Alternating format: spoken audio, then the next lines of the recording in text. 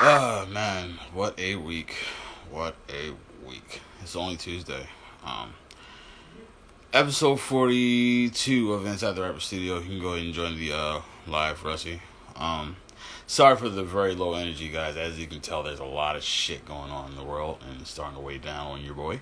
Uh Quite frankly, I suppose we're pretty much in this space where as though there's a huge, so it's more so taking responsibility and recognizing the elephant, talking about the elephant, and trying to balance things between life and what this is.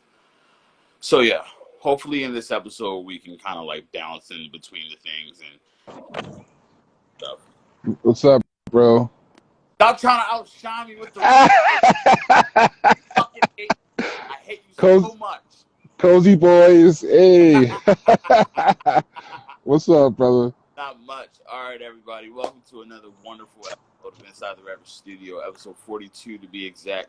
Of course, I'm your host, Score Spacey, and today we have a very, very, very special guest in the building today. Now, if you've been paying attention to the flyer, I would have had Bobby Woody on, but Bobby Woody had to cancel. We're going to respect that. So, in replace of Bobby Woody, we have a wonderful guest. Wonderful guy.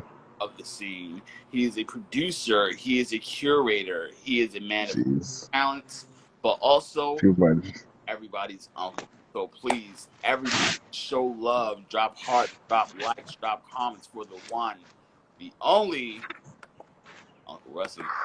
Hey, pat, pat, pat, pat.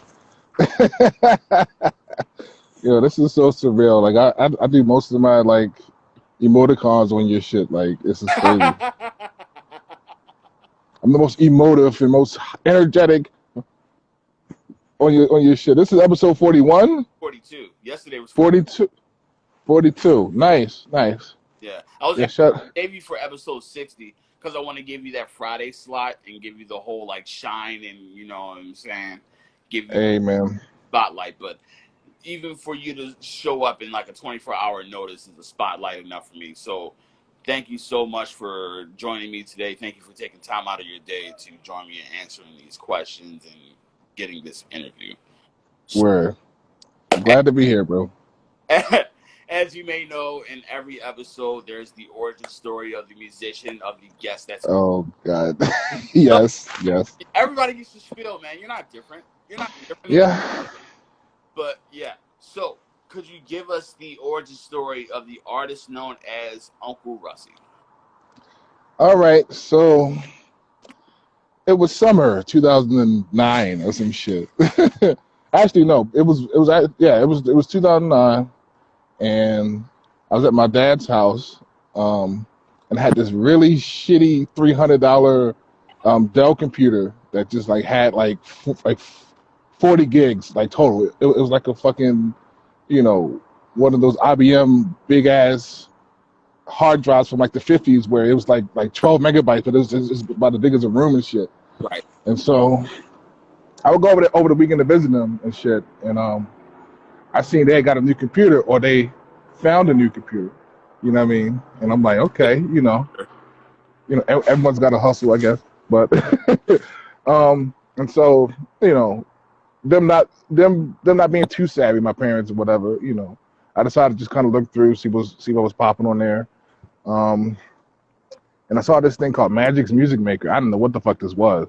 Ooh. Magic, yeah, it was some random doll on there.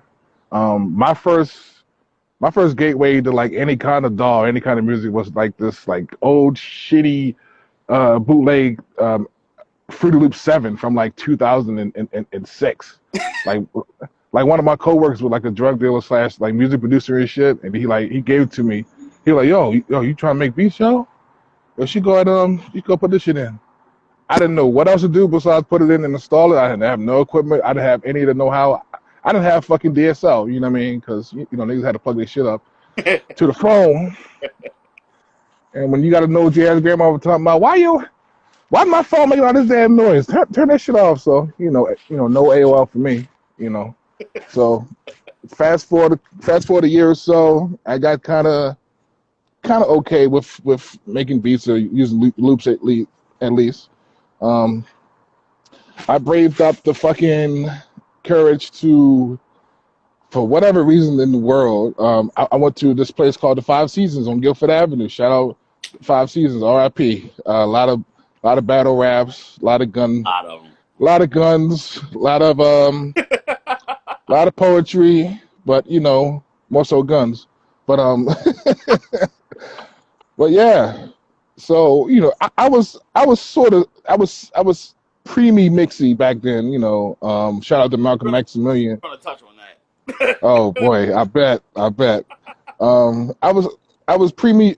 I was a preemie mixie back then. Shout out to Malcolm Maximilian. And congratulations to him. He just had two beautiful young boys, two twin boys. So, I will be giving him his flowers throughout the episode because he's definitely a big influence for me. But yeah, so one day I just got the courage to go and just like ask if, oh hey, what's up, Transcendent Sound, what's goody? Hey, oh shit, so much pressure now. Fucking Amir's on the chat line. But there was this guy who would host these things. I forget what they would call, but shout out to Shaka Pitts. I don't know if that rings a bell to anybody in the room now. Wow, man. But yeah, he was the elder statesman in the battle rap. I've been out here, bro. I'm a young old nigga for real. But yeah, so he would be the host, and they would do battle raps, or they would do whatever talent they would do, whatever. And I basically asked if I could play the music, in between, hosting or whatever. And then some of the folks liked some of the stuff. I almost got a placement. Well, I ain't gonna lie, say almost, but like I semi got a placement with comp of Def Jam Vendetta fame. Almost. My brother knew him, believe it or not. So fast forward to that. Eric, Action Bastard, Malcolm, and what's the boy? Terrell. You hardly see Terrell no more. Relly Chan, History. Relly Bear. He got like 32 fucking nicknames and shit. 20 So Relly. yeah, so this was like 2010, something like that. And nigga was like, yo, you always talking that shit, man. You always up on you always up in people's rap circles shit, nigga. You need to rap. And I'm like, yo, I don't fucking rap, bro. Like, I'm not doing, man, you gotta do something, yo. And so Malcolm picks, Malcolm's such a uber Wu-Tang head or whatever. He picks the It's Yours beat. Of course, of fucking course. And of course, the backdrop is some kind of martial arts joint in the back, this big ass TV. This nigga really lived like a drug dealer. Like he worked in the warehouse, but he really worked like he was moving weight, bro. Wu-Tang. But he had he had probably the nicest studio setup that anybody could find. Oh my God, hi Tim, big fan. Okay, shout out to Christina Elise. She's adorable. Who else is on here? Turfland is on here. Oh, you're going a friend. To me now? Oh, hey, man, I can't help it, man. That's the dynamic of this interview, man. You both got the juice. Go right. But not chill. But no, so after literally 42 takes, I was sweating.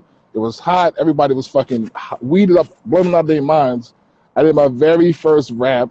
On this song called Lost Boys. I'm trying to think who did it first. It was Eric, then it was Malcolm, and then it was me, and then it was Terrell. And Terrell had like the more diverse, kind of mainstream, kind of witty shit or whatever. I honestly wish he kind of kept up with it. But yeah, so that the next day I'm drunk and high off my mind. I wake up. I'm part of the this wonderful group called the Elite Hunters Club, EHC. Very interesting time in my life, man. But from there, fast forward, maybe it's here and there. Got a few local placements here and there, and I'm here, sitting, with the cozy boy, with 72-degree weather and shit, like I'm in like Hawaii or some shit, with a nice bit of wind and what I mean. That's why I'm here. My local excursions have gotten me here on the Swayze TV show. Score F Swayze, please say the Swayze. You know what I mean? Salute. Of course, the wonderful home of Uncle Russie. And huge shouts out to Christina Elise. Shouts out to the whole Chester family in the building. Shouts out to Jelly the dog. Shouts out to all y'all. Pretty sure once this all blows over, we're gonna have a nice little family powwow. Yeah, it should be nice, bro. I can't wait. So, next thing I wanted to talk to you about is that you aforementioned the club. Could you tell us in detail the culmination of it and the dynamics of it? There were a lot of key figures such as Malcolm, your rapper. You also had the rapper as an action bastard. You also had Relly Chan. You had Purple Lover. And down the line, you even had You had Tom Castles. You had what's his name? I called him shit. What was his name? Yeah, Dolph. What's his name? Chelsea Vader. That's right, Chelsea Vader. I used to call him Chainsaw Chelsea and shit because like that was beautiful. Once I saw that tweet, I'm like, oh, you're here now. I loved it. yeah, I fucking loved it. So tell us how it yeah. started with like EHC and pretty much how you guys kind of matched that.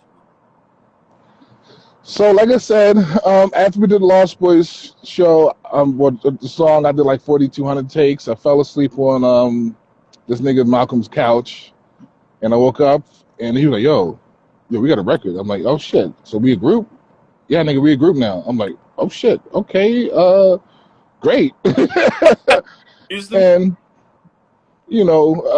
I was admittedly kind of like, man, I am not a rapper. Like, I'll try to make beats or whatever. I'll try to do what I can, to kind of promote and be the vocal point of the focal point of the group. Right. And then I think Tiara came through maybe like a week or so later, and I had, Blogspot was a real big thing, and everybody I knew had a Blogspot and a MySpace and a Friendster and a Black Planet. Again, aging the fuck out of myself. You know what I mean?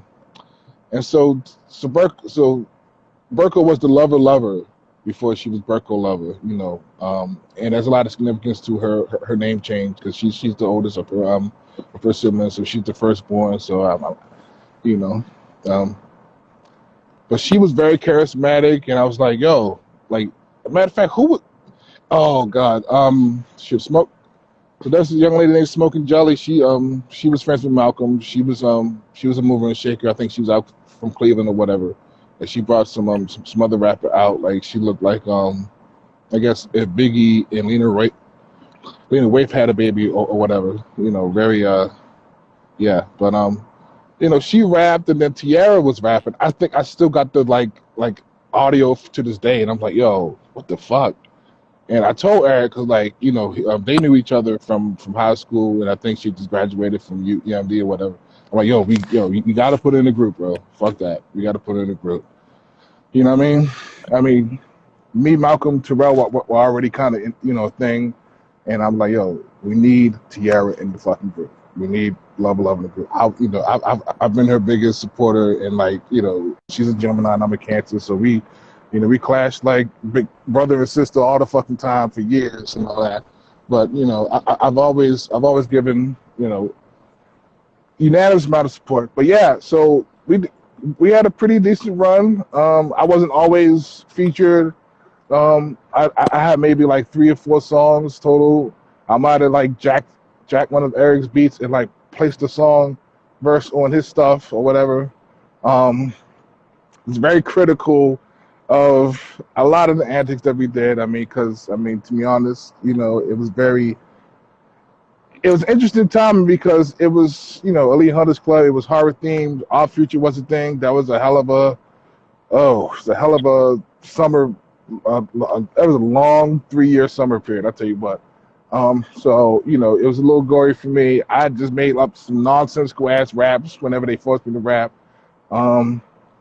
We made a lot of connections through the internet, Akmal Shabazz, again, Chelsea Vader, Starter Gang. So many people. SoundCloud and just the internet, just Twitter, Tumblr, all that, just kind of, brought a lot of us together. And at the peak of it, we had a pretty good time, man. We were, we're still good friends. What's up, Ben? Oh shit, Benjamin Banger. Oh my god, I think I met y'all two at the gallery. I don't know if you remember. I met y'all two Yeah, at the gallery. exactly. I knew exactly what it was, and I'm not gonna lie. It kind of weirded me out, but I was like, this guy's solid because I think Yeah, he new mask. That was the first time.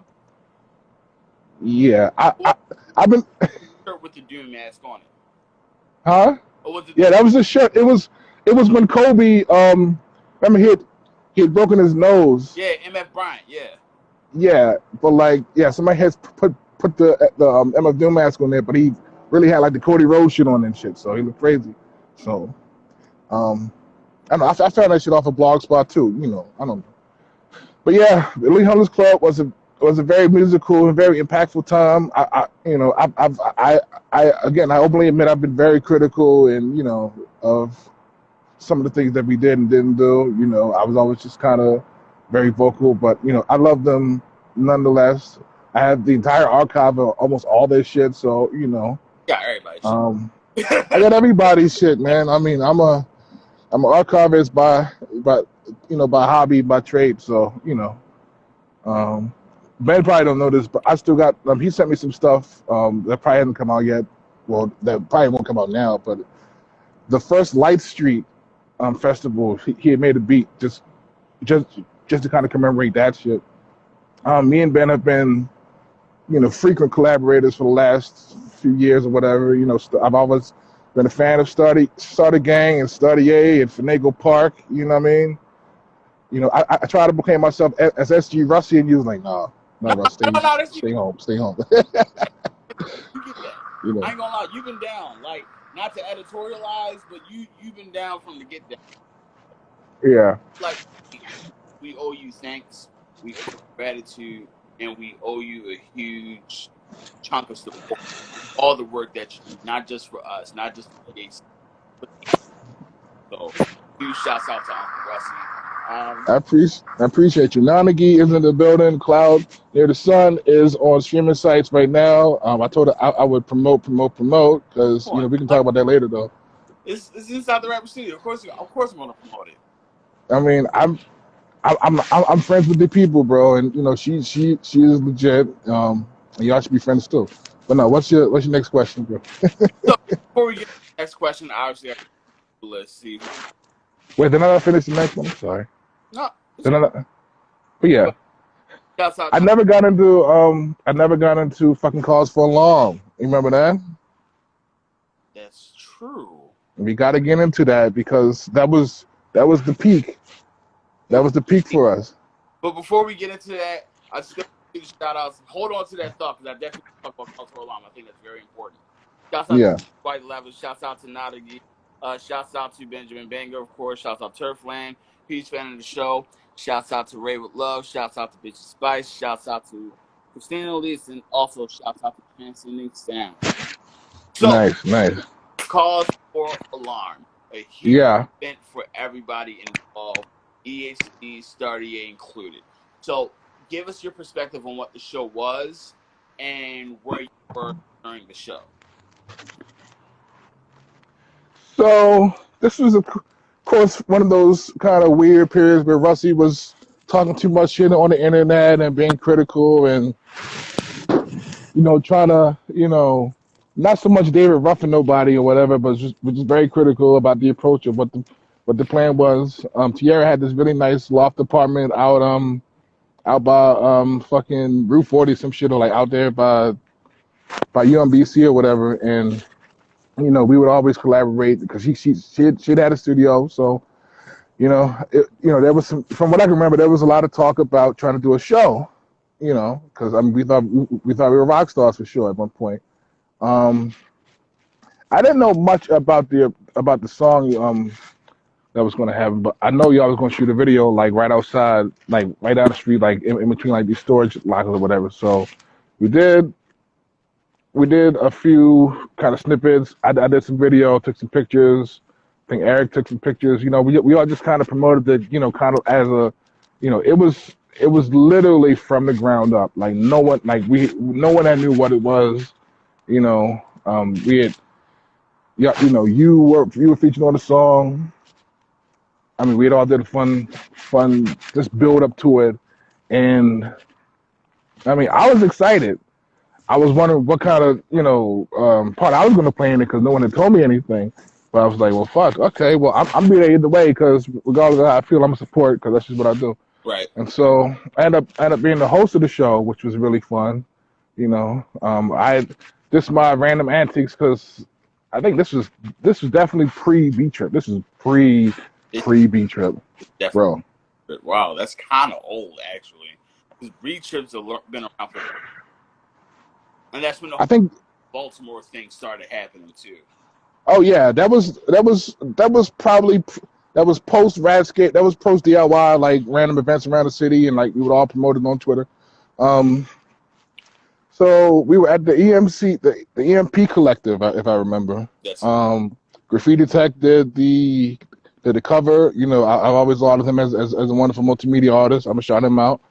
And so we did the song to commemorate the show, and I think Kashi went first. Chelsea Vader went first. He had an album out.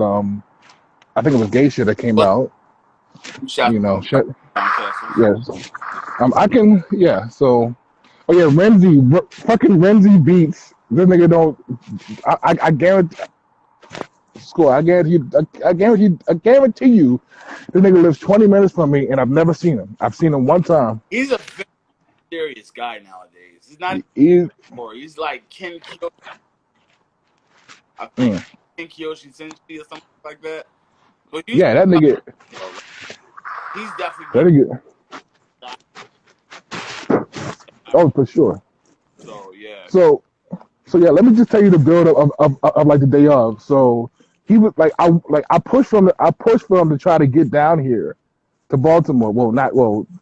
Home. And this nigga lived he was all the way out the fucking boons and shit. Niggas. Uber didn't exist. Decent transportation didn't exist and shit. Right. And so the nigga ended up staying. He ended up coming down. I picked him up at the light rail by the convention center. And, he's skirting a little white dude or whatever. Awesome producer, awesome guy, awesome kid. He was like he maybe like 18 or some shit. He was a youngin', man. He was like, oh, we're just bringing him around and shit. Yeah, and this, it was important. It was important for me to bring everybody together during that period. That was just a culmination of me trying to bring them together. Y'all had just did Razor Ramona 1, and I still got a picture of y'all at somewhere in my hard drive. And everybody came out, man. It was an incredible turnout. It's just shorten it out. It was a wonderful turnout. So many people, for our very first show. I remember she was particularly kind of irked at because Sean Smallwood was he was the DJ, and she had like a video to go with the songs, and he wouldn't sync it or whatever. So I mean, it wasn't that much of a technical snafu. Yeah, not so much, but I mean, everybody had fun. And you were the last person there. You were the headliner. They wasn't closing for you. They were opening for you and shit. That's what I got. Yeah, that was. I think that was one of your first joints, wasn't it? Or was Soundstage like the first one? It was Soundstage, then it was Cause for Alarm, and then it was Sit at the Table or some shit. It was fresh. Sit at the table. It was fresh out the oven. It was the 2 shows at Soundstage, and then the Battle of the Bands. Yo, let me tell you, my fucking mother, my mother of all people, she found that ticket. She lives out. She lives out Liberty Heights or some shit. She found my old wallet, and I used to archive all my tickets. That's how much of a fan I was, y'all niggas. She found my old fucking tickets to like Raw, to like Most Def, Quality, and J Electronica from 2009, and to the Battle of the fucking Bands. And y'all was second place to a fucking what the girl she did yeah, like some fucking Dundalk family or some shit from Mount Canton or whatever. And I mean fuck, Soundstage seemed like it was huge, man. But yeah, overall the show was great. Very, very large, very surprising turnout. Very credible feeling, and the rest is history. You know what I mean? Absolutely. Mm. Well, quick little recap for everybody. Episode 42, Inside the Rapper Studio. Of course, I'm your host. He would have had Bobby Woody on the show, but he had to cancel. So we had the most Shout out to him. day. Uncle Russie, thank you again. Shout out to my cousin Michelle from Cali, man. I hope y'all safe out there, man. Absolutely. Shouts out to Michelle. Shouts out LB. Huge shouts out LB. So, Yeah, shout out to next thing I LB. wanted to Russie is the fact that you are the Switzerland of the scene. Explain to us, what does that mean? Well, in New York, they call that shit being mixy, and sometimes that can be, derogatory as, kind of being all up in the mix and kind of being from scene to scene, being a scene hopper, bandwagoner, or whatever. But for me, it was never about me just trying to find a place. It was me just having a multitude of interests, man. Because I mean, I've been a weird kid, one of those kids that listen to rock music and listen to like dance music, listen to fucking 106.5 back then would have like techno music at like midnight to 3 and shit on Fridays and shit. One of those kind of weird, those weird geeky type of niggas. Um, so again, backtracking to when I started, I started out in the 5 Seasons, hanging out with the battle rappers, hanging out with Malcolm. He did his first album through Shaka Pitt Studio. So, I kind of have a little bit of lineage in the old Baltimore scene. And then we faded into, the blog scene. We I dragged him out of bed one day. Actually, we got drunk one day and I went to power plant, hang out with my cousin. We went to this random party out in Towson. Then the next day I dragged them out of bed to go to New York and we went to go see Combat Jack at this blog barbecue thing. So we were like one of the first 2 people there. We had somehow gotten T-shirts for like Fool's Gold Records and shit. Fucking Static Selector kind of bigged us up or whatever. And I would just go like whatever scene was dope. I would just go. I would introduce myself. I would just kind of plant my footing there. And then, come being from Baltimore, I mean, I was always into what was hip, like RIP, the city paper, whatever events they had for the week, I would always highlight that. I was always throw that on Twitter or Facebook or whatever. And, whatever dope rapper was at a open mic or whatever poet or whatever, like I would know, I would get to know these people, and I would like just kind of link, and my mutuals, I would always just link them up with each other, and I don't know, I've always just been an extroverted introvert for sure, true strength, bizarre cancer type nigga, and I've always just kind of delved my toe in like different scenes, and I've always showed support, I've always showed love, I've always gave unwanted criticism, but constructive criticism to say the least. Gotcha. And I've always been supportive. Whether I listen to the shit or not, I knew there was a vibe there, and I knew somebody that would appreciate it. Absolutely. So the one thing I wanted to ask in terms of the outskirts or the version of Uncle Russie and him being the Switzerland of the scene, do you find benefits of like doing pretty much just like things and networking, essentially the king of networking? Do you find the benefits of it? I have found the benefits of it, especially through the internet, especially through like random shows, random events, random arts events. Russie the plug. What's up, Chaotic Couture? Speaking of plug, Diary of a Dreamer is out now. He's got a new single out now. I think Growing Pains is out.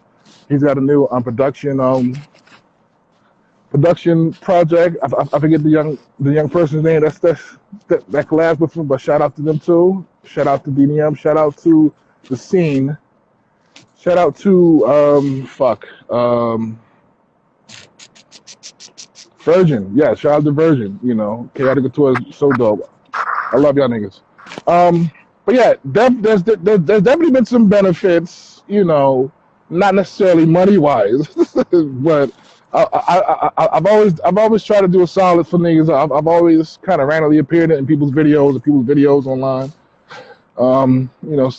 Folks have shouted me out. You know, like, yo, that nigga Russie the truth, or yo, Russ, yo, you real one. I'm like, you know, and I'm modest to a fault. I never got a big head on it. Um, I never sunned anybody or whatever.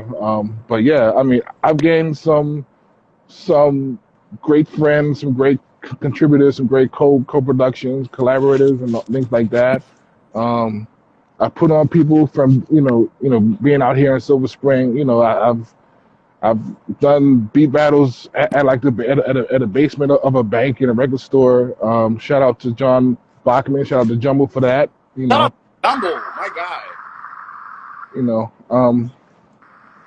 I've been all over the place, man, and I put up a lot of mileage. My knees, man, my knees tell a story, bro. I put a lot of mileage just kind of being around and just showing love to people, man. I mean that's what it's about. And my initial moniker was Uncle Russie, and then had an AKA as Russie World Peace, but fucking Twitter won't let you put more than 14 letters, so fuck them. So I put it on Instagram for a little bit, and then I shorted it down to Peace Russie because that's just what it's about, bro. Just spreading the love and trying to push the culture forward in my own little way. Got you. If I do have to be personal for a second, I learned all that piece from you. You know, Akmar Shabazz from back in the day, or anger, Yeah, yelling, yeah. like I want to destroy the world and that. You wanted to destroy every fucking thing. If you were Kratos, I was Atreus and shit. I was the kid that kind of wanted to give folks a chance. You were like, nah, fuck these niggas, man. Fuck. You like you, but like outside of that, we talked about this on the phone before. Outside of that, like the passion and the energy that you put in, and it was a lot of hateful energy because I listened to that one podcast you did with might have been the demo team, might have been one of the other collaborators you talked with or whatever, but like you explained why you had to personally transition out from being Agama Shabazz, and no, as a matter of fact, no, that was the first Swayze TV when you highlighted Annihilating Rhythm, Yes. and you was like, man, I could just I could just throw a bunch of money on the fucking song or talk about a bunch of shit, or I could just suck dick like everybody else. Like you were like you were the ultimate troll. Like you were talking about that last week, like how much you used to troll niggas and shit. I mean, but you have grown into a wonderful, wonderful artist, a wonderful curator. No, fuck all that bullshit. I used to give you I used to give you some shit because you used to hold like used to hold the mic so hard. Like used to put all of your energy into that mic. You still do. Like used to hold that mic like you were like Doom. You was I can't even quote him, but like you wear your heart on your sleeve more often than you think you do. You know what I mean? And a lot of artists do. And being a cancer, being an empath, being a mixing nigga, and kind of being observant, most especially observant. I could tell. I could grasp.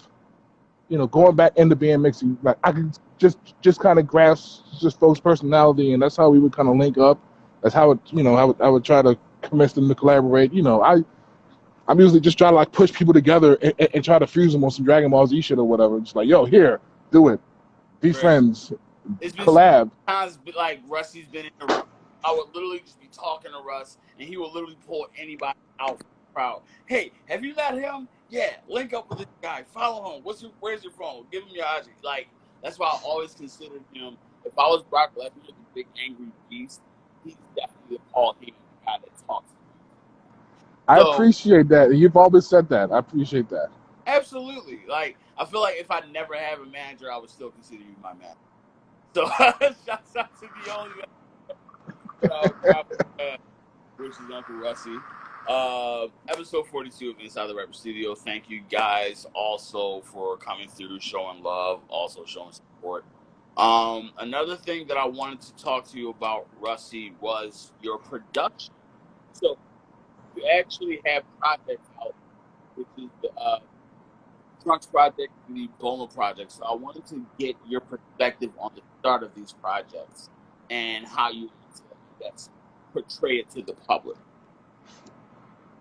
So I've never portrayed myself to be like the, anime fanatic. A lot of niggas don't really like Dragon Ball Z. They think it's too non-canon, too much scream. Like it's 30 minutes of screaming and 20 minutes of fighting, and then there's like a, ending from there. Like, what are they gonna do now? And then like there's another 30-minute filler episode on Toonami where they're just like posting up and getting buff and ready to fight. So the Bowman tape came out as part of me trying to do something a little bit more original, because I put out a project summer of '89, just trying to make beats, just trying to throw things together, just trying to convince myself that yeah, I can make beats, I can make something interesting.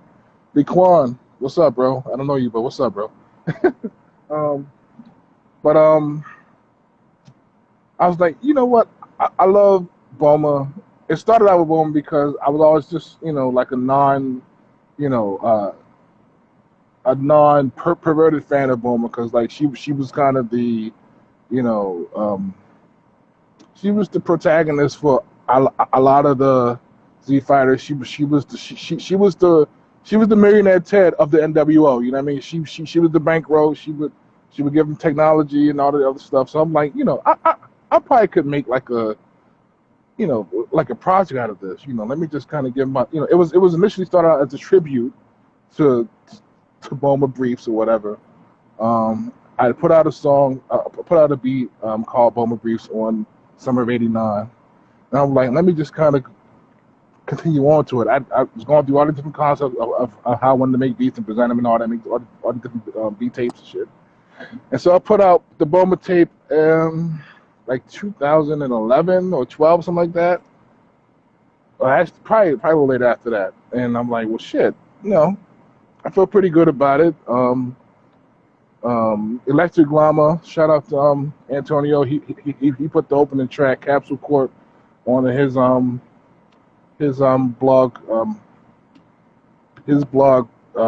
SoundCloud or whatever. So I'm like, well, shit, I feel good enough to make some more. So months later, I decided to do a side B. Try to keep the concept of it being a tape. Right. I put 10 tracks out on that.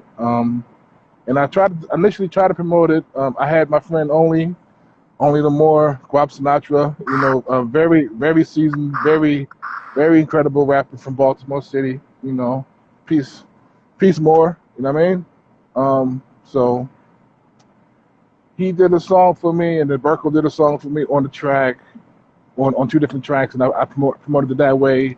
I just kind of did my guerrilla marketing on Twitter and all that shit, and I put that out. And then I was like, I always loved Trunks and shit, like during the Android era. I was like, well, shit, let me try to make it somewhat linear, but not, because I mean, both Boma tapes weren't particularly linear. They were just tributes. They were just like, fan tapes and shit. So I did that. The Trunks tape got some good reception. I reached out to some different producers. Shout out to Drew Scott of Baltimore fame. Him and his wife, Pale Spring. She has an album called Dust coming out pretty soon. Check that out. Drew also goes by the name, his alter ego is Gideon Gallows and all that. Shout out to him. Shout out to Benjamin Banger again. We've been good friends. We've been frequent collaborators. I've called him a few times just to kind of get his take on some things. Shout out to .com Intelligence, another wonderful rapper, MC. I shot, I comes from part of me being mixy and meeting these people and just showing love. Put out the Trunks tape. Tech Lunas is on the tape as well. Shout out NASA 8.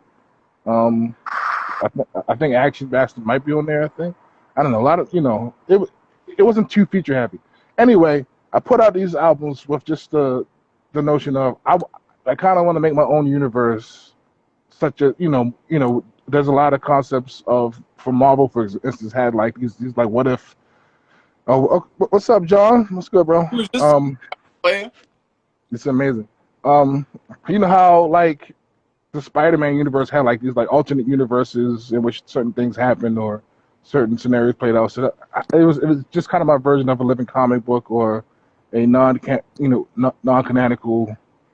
journey through Dragon Ball Z through my eyes and through my vision or whatever. So I put out Bomber Tape 3 and Trunks 2 probably the exact same simultaneously last December, and so a lot of work went into that. It took me forever because I went from using that glitchy ass Magic Music Maker like I told you about earlier Right. to using Logic and shit. I finally got a little bit of hospital money and shit, and got me a decent MacBook. You know what I mean? Right. So yeah, music, that kind of music. I mean, I consider it to be experimental. It's fun, it's lush, it's dynamic. You know what I mean? Right. So, just to recap for everybody walking in the building, this is episode 42 of Inside the Rapper Studio. Tappuccino, what's up? Cappuccino in the building. Shout out to Cappuccino. Of course, we got Uncle Russie in the building. The one. Once again, very much for joining on 24-hour notice. I really appreciate it. Also, thank you for answering these hard-hitting, tough questions. Oh God, get to the real answer. Get to the real questions. Get to the real. I don't know.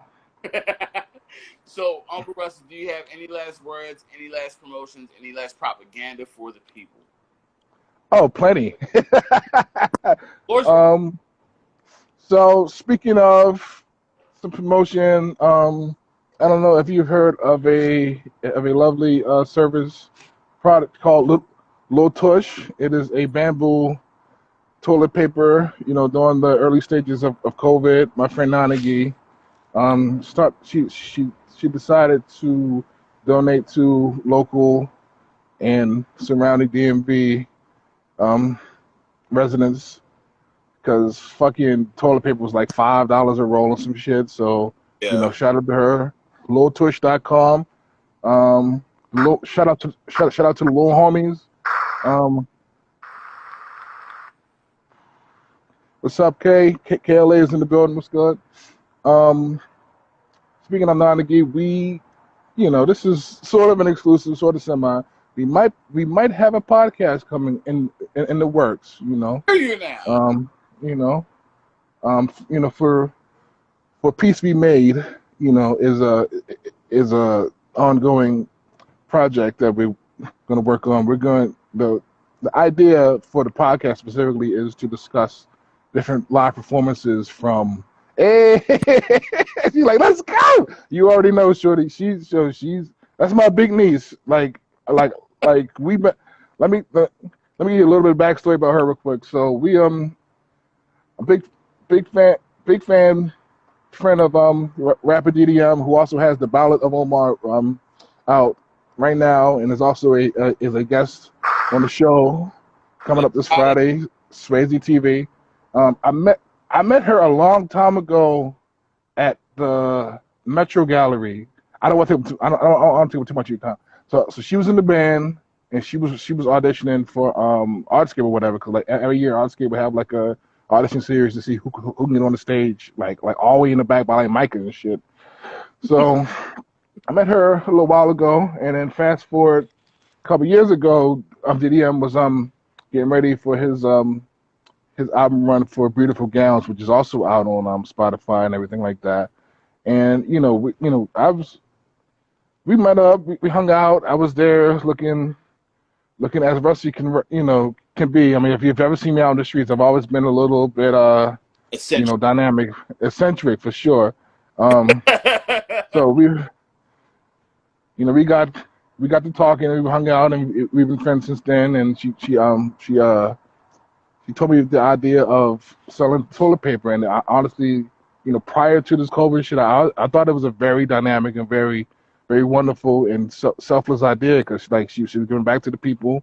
You know, again, Cloud. She's a producer herself. She's an artist herself. She has a song out now, "Cloud Near the Sun," which is on looking like somebody's uncle. Yeah, yeah. Niggas tell me that shit all the time now, man. It's crazy. Other than that, Low Tush for Peace Be Made podcast, for Peace Be Made multimedia coming soon.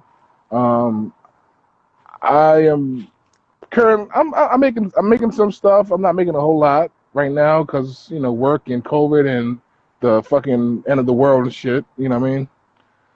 But I continue to support my friends and family and music and culture and all that stuff. I continue to be the uncle that that some folks need or they never knew they need it. You know what I mean? Gotcha. Well, thank you so much again, Uncle Russie, for joining the show. Also, BNS is in stores. No. Don't cut me off just yet. BNS is in stores. Score Swayze and Diesel fucking Mac are BNS, and it is in stores now. The follow up is coming soon. PBS, you already know what it is. It's 80% complete. I'm a nosy nigga. I'm gonna put you out there, bro. Thank you. But yes, thank you for having me. Thank you for having the lovely backdrop, the like grandma's basement backdrop and shit. You know what I mean? Very grandma basement backdrop. with the gray suede and the black mink on there. You know what I mean? Like I told you, man. I had to show off a little bit with my little shit, but I got really jealous when I saw that, but I appreciate the sentiment. I really do. So coming up next on Inside the Rapper Studio tomorrow, we're going to be having the editor-in-chief of the demo tape, Justice Gray, in the building. We're going to be talking about Baltimore. We're also going to be talking about the tape. We're also going to be talking about the demo tape's hard work within the community. I think it's going to be a really solid interview. All Indeed. You guys come through and check it out. I can't wait. Yeah, I'm not going to lie. I really want to pick his brain for this one. This is much anticipated. Huge shouts out to everybody that's still in the building. I'm going to give a few more little peek-ins. Shouts out Transcendent Sound. Shouts out Fight. Shouts out KLA. Transcendent Sound in the building. I love Amir Rashidi. I love the work that she's done. She's hung out with some of my favorite artists. She got hung out with fucking Il Camille. I love her from like back then and shit. You know what I mean? Shout out to everybody. Let me shut up.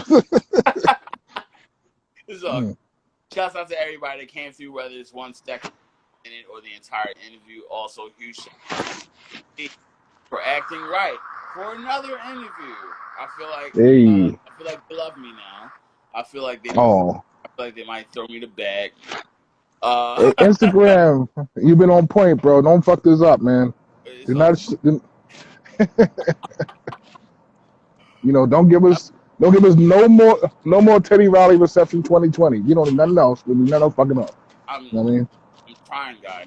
I'm trying. But yeah, everybody coming through, showing love. Quick little final thought. I know I didn't do a lot of promo for this episode because there's a lot of things going on. There's elephant actually. A lot of brutality going on. There's riots, a lot of uprising. And I feel like the one thing we have to do in this time is not necessarily be honest with the situation, but be honest with ourselves. Yes. So absolutely. when you feel a certain way about the root of the situation or the reaction of it, I feel as though the best thing to do is communicate with others. Yes. Other people about this, what's going on. Talk about what started this all, and talk about what's to come from the outbreak. So I feel as though the best thing we can do at this point is not just talk and communicate. I feel like we're past that, but also organize with communications. So huge shouts out to everybody that's on the ground. Huge shouts out to everybody that's still like in the street. Yeah, absolutely. Like it's really tough, really sticky situation, but I feel as though it's a situation that must be dealt with prominently. So huge shout out to everybody on like the front lines, really Yes. spreading Major like the shout out. word, he's spread and all of that. So thank you to all that been pretty much holding it down. So Thank you. from me, your host, George Swayze, and our wonderful guest of episode 42, Peace Russie. I will also like to say thank you, and as always, Stay in the fucking house. Thank Hey. you. Yes, sir.